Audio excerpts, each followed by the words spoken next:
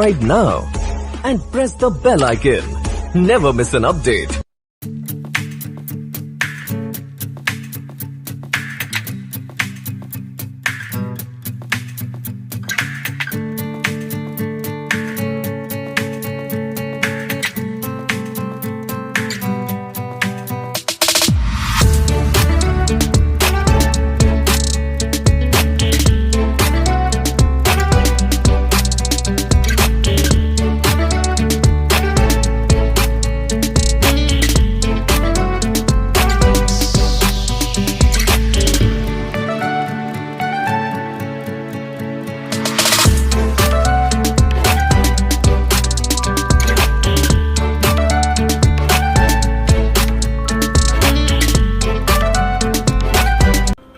வணக்கம் நண்பர்களே. இந்த நம்பர் ஒன் சேல்ஸ்மேன் ஆகிறது எப்படி அப்படின்னு நம்ம பார்த்துட்ருக்கோம். இப்போ ஒரு சேல்ஸ் பர்சன் கஸ்டமருக்கு என்னென்ன ஆஃபர்ஸ் கொடுப்பாரு, என்னென்னலாம் கொடுக்க முடியும், கிளையண்ட்டுக்கும் கம்பெனிக்கும் இடையில் இருக்க ஒரு மிடில் மேன் தான் சேல்ஸ் பர்சன். அவரால் என்ன முடியுதோ அதையும் தாண்டி சில ஆஃபர்ஸை எஸ்கலேட் பண்ணி பாஸ்டியோ மேனேஜ்மெண்ட்டையோ கேட்டு எவ்வளவுக்கு அளவு அவர் கஸ்டமருக்கு ஆஃபர்ஸ் கொடுக்குறாரோ அவர் கடைசி வரைக்கும் இந்த ரிலேஷன்ஷிப்பில் இருப்பார். ரெண்டாவது விஷயம், என்னோட குரு சொல்லுவாங்க, sales secret equal to exciting pitch. நீங்கள் எப்படி பிச் பண்ணுறீங்க, உங்களோட ப்ராடக்டை சர்வீசஸை எப்படி பிச் பண்ணுறீங்கன்னு பார்த்தீங்கன்னா, சில பேர் ப்ராடக்டுடைய ஹைலைட் சொல்லுவாங்க, ப்ரைஸிங் சொல்லுவாங்க, என்ன அட்வான்டேஜ் சொல்லுவாங்க, எல்லாம் இருக்கும், ஒன்று இருக்காது. என்ன அப்படின்னா, அதை ஒன்று நீங்கள் கொண்டு வந்தால் லைஃப்பில் ஜெயிச்சிங்க. அதுதான் எக்ஸைட்மெண்ட், உற்சாகம். எந்த அளவுக்கு நீங்கள் உற்சாகமாக சொல்கிறீங்களோ, உங்களை உற்சாகமாக எக்ஸ்ப்ரெஸ் பண்ணிக்கிறீங்களோ, கண்டிப்பாக அந்த சேல்ஸ் க்ளோஸ் ஆகும். பட் அதீத உற்சாகமாக இருக்கக்கூடாது, அளவுக்கு அதிகமான உற்சாகமாக இருக்கக்கூடாது. அது ஒரு செயற்கைத்தனத்தை தரும். நம்மளோட ப்ராடக்டை நம்ம அடுத்தவங்க தலையில் கட்டுறோன்ற ஒரு ஃபீலை க்ரியேட் பண்ணும். அதனால் எந்த அளவுக்கு அந்த எக்ஸைட்மெண்ட் தேவையோ அதை நம்ம கொடுக்கணும். இது கீ டு சக்ஸஸ், ரைட்? அடுத்தது, யாரெல்லாம் சக்ஸஸில் யார் மிகப்பெரிய சக்ஸஸ்ஃபுல் சேல்ஸ்மேன் ஆகியிருக்கா அப்படின்னு பார்த்தீங்கன்னா, ஒரு இண்டிவிஜுவல் ப்ளஸ் ஒரு டீம் பர்சன், ஒரு எந்தூசியாசத்தை கிரியேட் பண்ண தெரிஞ்ச ஒரு டீம் லீடர் மிகப்பெரிய அளவில் சக்ஸஸ் பண்ணியிருக்கான். அவன் முதல்ல எந்தூசியாசமாக இருக்கணும். நான் சொன்னேன், எப்பயுமே சொல்லுவேன் என்னோட வீடியோஸில், E3 = success: energy, excitement, enthusiasm. இது மூணும் கலந்து கட்டி அடிக்கணும். நம்மளோட சொல்லாக இருந்தாலும் சரி, செயலாக இருந்தாலும் சரி, இந்த E3 இருக்கணும். இதே E3 ஃபார்முலாவை நம்ம டீம் பீப்புளுக்கு கொண்டு போகணும். இந்த E3 சக்ஸஸ் தான். ஏன்னா எல்லா சேல்ஸையும் நம்மளே க்ளோஸ் பண்ண முடியாது. ஒரு இண்டிவிஜுவலாக இருந்தால் ஓகே, நம்ம டீம் பர்சன், ஒரு டீம் லீடர், டீம் மேனேஜ்மெண்ட் அப்படின்னும் போது இதே ஸ்ட்ராட்டஜியை நம்மளோட டீமுக்கு சொல்லித்தர தெரியணும். சொல்கிறது மட்டும் இல்லாமல் நாம் எப்பயுமே எனர்ஜியாக இருக்கணும், எந்தூசியாசமாக இருக்கணும், எக்ஸைட்மெண்ட்டாக இருக்கணும். அதை கொடுக்க கொடுக்க கொடுக்க முன்னாடி இருக்க ரிசல்ட் நான் சொல்கிறேன் பாருங்க. ஒவ்வொரு சேல்ஸ் பிச்சும் ஆக்ஷன் வெர்சஸ் ரியாக்ஷன். நீங்கள் என்ன கொடுக்குறீங்களோ அதான் திரும்பி வரும். அப்போ எப்படி கொடுக்கணும், எந்த அளவில் கொடுக்கணும், என்ன மாதிரி கொடுக்கணும், நீங்கள் பிளான் பண்ணணும். ஒரு சேல்ஸ்மேன் ஃபஸ்ட்டு கஸ்டமரோட நீடு தெரிஞ்சிருக்கணும். கஸ்டமருக்கு என்ன தேவை அப்படின்னு தெரிஞ்சு அதை பேசணும்.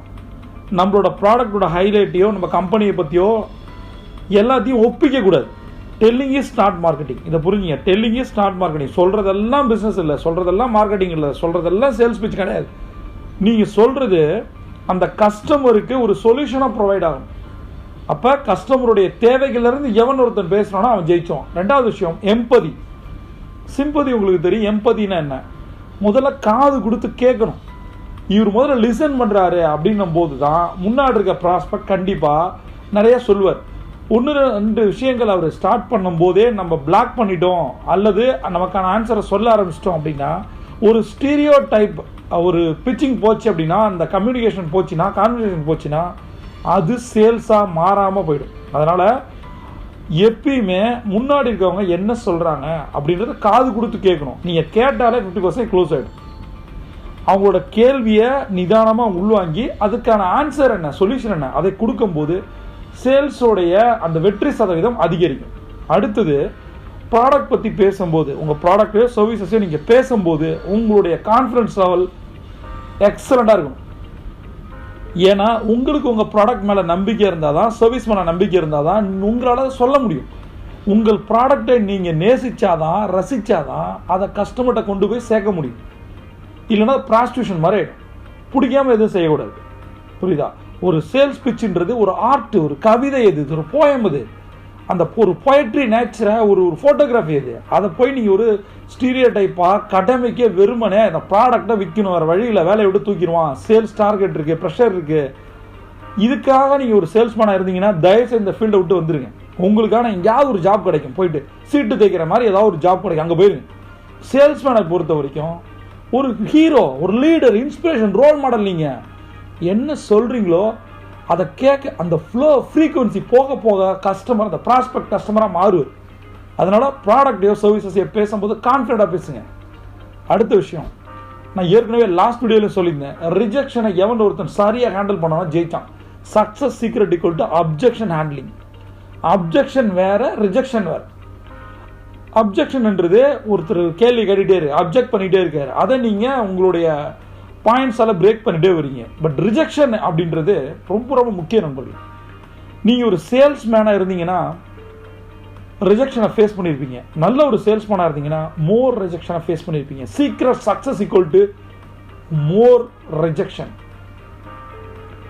ரிஜெக்ட் பண்ணாமல் யாருமே கிடையாது, எவனுமே சூப்பர் ஹீரோ கிடையாது. சேல்ஸ் ஃபீல்டை பொறுத்த வரைக்கும் எத்தனை ரிஜெக்ஷன் நீங்கள் வாங்கியிருக்கீங்களோ அதை பொறுத்து தான் உங்களோட வெற்றி சதவீதம் இருக்குது. ஒரு சில பேருக்கு ரிஜெக்ஷன் லெவல் கம்மியாக இருந்ததுன்னா அவங்களோட வெற்றி சதவீதமும் கம்மியாக இருக்கும்.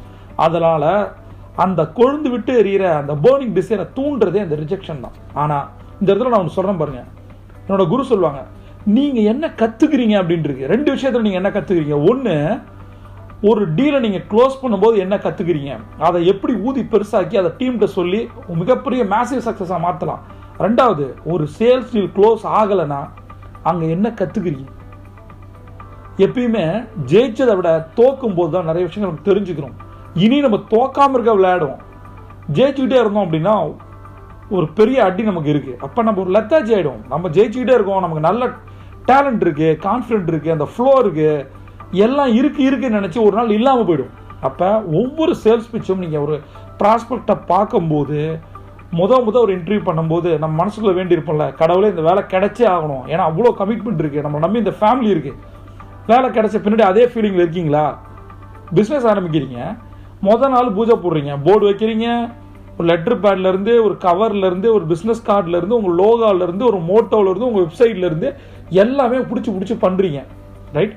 அந்த நாள் உற்சாகம் இப்போ இருக்கா?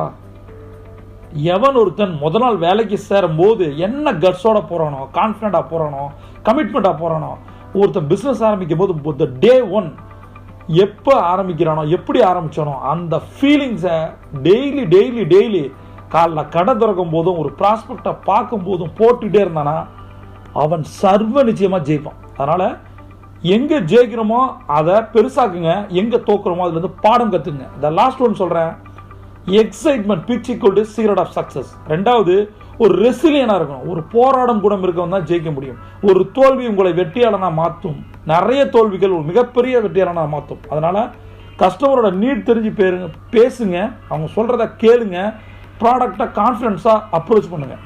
இந்த பிரபஞ்சம் உங்களுக்கு கொட்டித்தர காத்திருக்கு. நீங்கள் ஒரு champion. See you on top.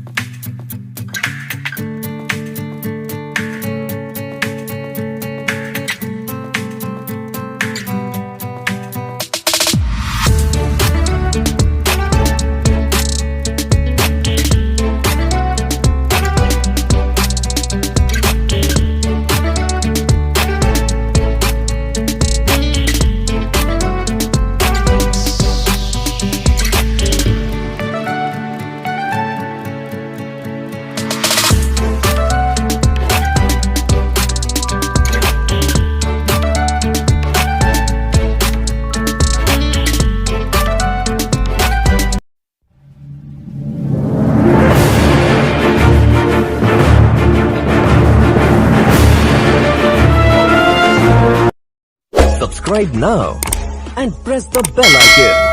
Never miss an update.